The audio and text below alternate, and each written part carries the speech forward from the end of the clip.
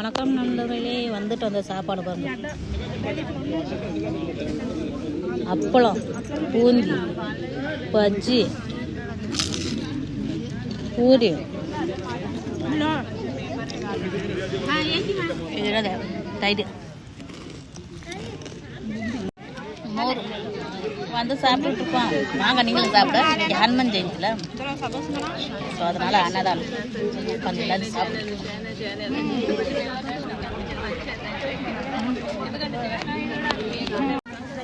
இப்படி சாப்பிட்டுட்டு இருக்கோம் பாருங்க. நல்லா டேஸ்ட்டாக இருக்கும். ஸோ இப்படி நம்ம வீட்டில் ஆக்கினா சாப்பாடு டேஸ்ட்டாக வராது. அதுதான் அன்னதான சாப்பாடு வேறு டேஸ்ட்.